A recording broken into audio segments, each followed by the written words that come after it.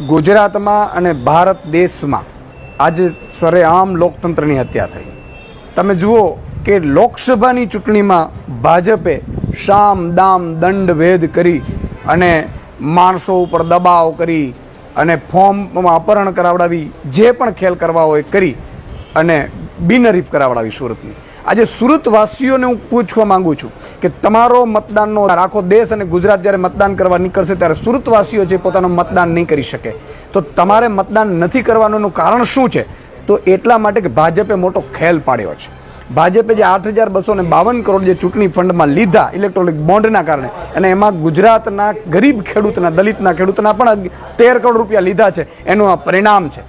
જે રીતે ભાજપે ચૂંટણીમાં ફંડ ભેગું કરવાના જે ગતકડા કર્યા અને ગેરબંધારણ ઇલેક્ટ્રોનિક બોન્ડને સુપ્રીમ કોર્ટે ઠેરવ્યું, ત્યારે જ સમજી જવાની જરૂર હતી કે આ ખેલ કેટલું મોટું છે.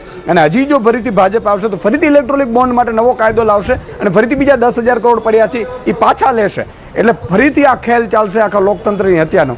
એટલે ભાજપને દરેક નાગરિકોએ, બીજી 25 સીટ ઉપર નાગરિકોને વિનંતી કરું છું કે તમે ધારો છો એટલું ભાજપ છે એને દેશ પ્રેમથી કે લોકશાહી